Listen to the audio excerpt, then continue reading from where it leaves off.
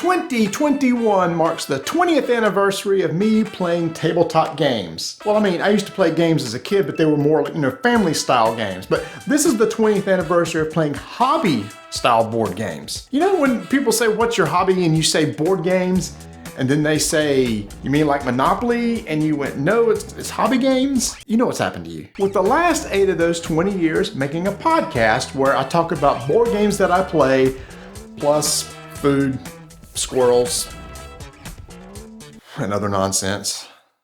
But in all those years of making content, I have never done what a lot of other content creators do, and that's make their top 10 games list of all time. And you know what? I'm still not going to do that. Look, here's why. Because my top 10 list changes monthly, and for sure it changes on a yearly basis. So I never could lock down my top 10 games list. And some people make a list of 100.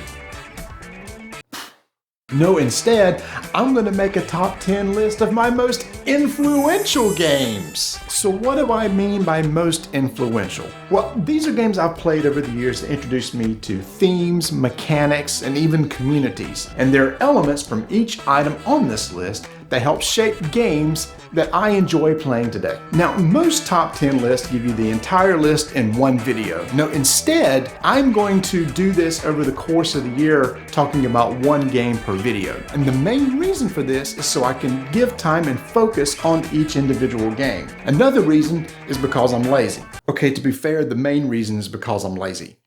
Let's go ahead and get started with the number 10 item on my list, which is Catan. Now wait, don't stop the video. I know that's extremely cliche, but just hear me out. That was the first hobby board game that I ever purchased. Now, it's not the game that got me into tabletop gaming. Those are card games I'm going to talk about later on the list. But it was because of my love of card games that I wanted to check out board games. So I remember in the early 2000s, I got online, opened up my Netscape browser, typed in http://www.yahoo.com, did a search for the top board games, waited about 1 minute for the results to come back, and about every list had Catan on it. So I thought that is the perfect jumping in point. So I got it. Let's go check it out at the table. This is Settlers of Catan, and this is the edition that I bought back in 2006 to 2008. This particular edition came out in 2003, and they've had some newer editions since then, with the latest one being rebranded just as Catan. When I first pulled this box off the shelf, the first thing that stuck out was board game boxes have become more standard over the years. They're typically, your square, and this one has an odd rectangle shape that you typically don't see anymore. You can see how they've probably updated the art on boxes to be more eye-catching. And it's interesting, as I was opening and taking everything out, another thing that stuck out to me was the rule book. So when I first pulled this out, I thought, why in the heck did I throw away the original rule book and instead here's a photocopy version? But that's not it. It's just that rule books back then, they weren't printed on nice glossy color paper. They were just black and white. They just were stapled in the middle to hold them all together. That's just how they were. There wasn't a lot of examples or anything, or there wasn't in this particular game. But then what was also interesting in the box was there was a sales sheet for Starfares, which was just recently released a couple years ago. And in fact, we did an interview on our podcast with the designer of the game. And if you want to, you could check out the links in the description if you want to go hear that podcast. And one other thing that was in the box that kind of stuck out to me was, hey, if you want to, you can try Catan the computer game. All you need is a Windows machine that's XP 98 or Windows 2000. So if you want to try out a free demo of the computer game and you have that OS, hit me up and I'll sell it to you for a decent price. This game was first released in 1995 and designed by Klaus Teuber. In this game, you're trying to collect resources such as wood, wheat, sheep, ore, and brick. And you're trying to turn in those resources to build settlements, get development cards, build more roads, all for the goal of getting victory points. If you've played a lot of Euro games, that's pretty much standard fare. But for somebody who had never played a game like this was all brand new to me. And it wasn't just the game itself. Even when I opened the box, I was surprised by a couple things. One, I had to punch out these tiles. Now, that's commonplace nowadays. You're gonna open a board game, you expect you're gonna sit down and start doing some punching. This is the first time I've ever had to punch pieces out of a game that I wanna play. Again, my history with games was like, Monopoly and Sorry and stuff. You open it up and there it is and you just start playing. As I was setting up the game, one of the first things that stuck out to me was hexed-based tiles. This six-sided shaped tile was foreign to me. I never played any game with this. Of course, if you've played a lot of games since then, especially map-based games, most of the tiles or the way the map is laid out is based on hex-based tiles. And I always wonder, why not just a square? But then you start looking at this shape and you just realize the beauty of it. I mean, just geometrically, it's very nice where each of the corners are 60 degrees apart coming from the focus point at the center. You've got 120 degrees between each edge. It's just, if you get in geometry and math, it's just really cool. But then when you look at it on the table, and then you see that, oh, this is cool. One tile has 6 adjacent spaces to it that you can move to. That just opens up a lot of options. And then when you think about if you use squares, what's one of the first things if you have a square-based map you're gonna ask? When it says you can move to an adjacent space, somebody's eventually gonna ask, can I move diagonally? So then you have to look up, can you move diagonally? No, you can either move up or down or left or right, but at least from that I've learned the word orthogonal and what it means. But with hex-based tiles, you haven't got to worry about that sort of thing. Also, this was the first time I had played a game that had wooden pieces. And that kind of was different to me too, because again, if you played a lot of the Hasbro, Parker Brothers games, etc., it was plastic and paper and cardboard typically.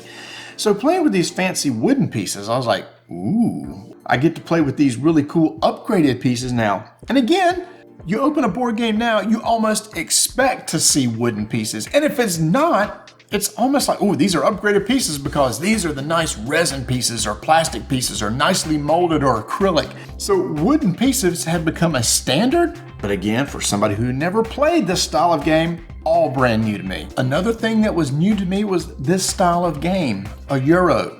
I had never heard that term before. I didn't even know what it meant. And early on, I thought, okay, that means it must come from Europe. And then I learned that a lot of these games come from Germany, and I went, okay, so they must come from Germany. But then I found out, no, there's some other these style of games that come from different countries, including America. So it was all very confusing to me. And at that time, I didn't have any other friends that were playing these style of games.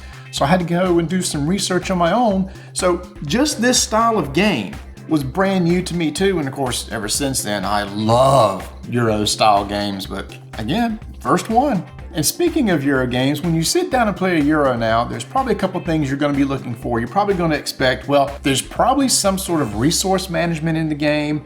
I'm probably going to have to somehow generate those resources, maybe convert those resources to something else with an eventual goal of getting victory points. Now, I know that a lot of really smart designers have broken that and still have a very strategic game without relying on that sort of thing, but a lot of them do come down to, oh, there's probably some wood or some brick or some ore that you have to mine or cut. You collect enough of those, you're going to be able to get things or be able to build things.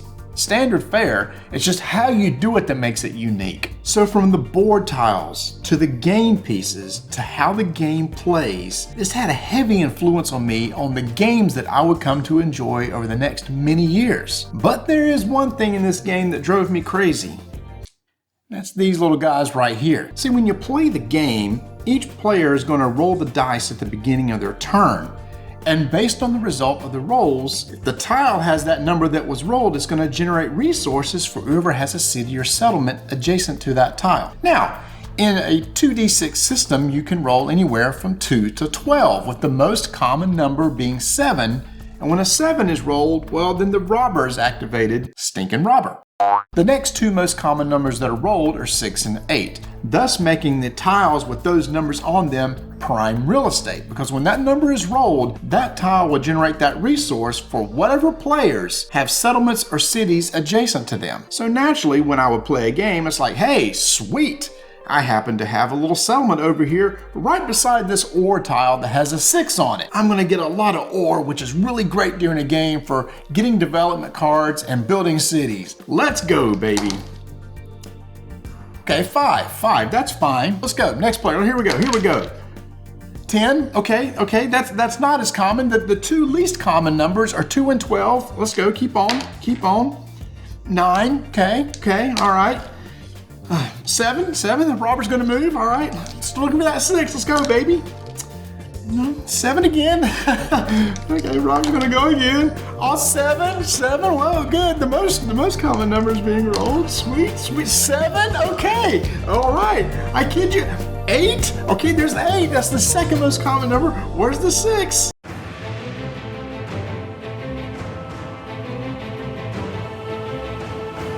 Where's the 6?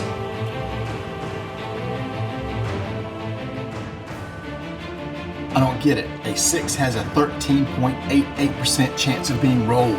A 2 has a 2.77% chance. And I've seen it rolled 3 times already.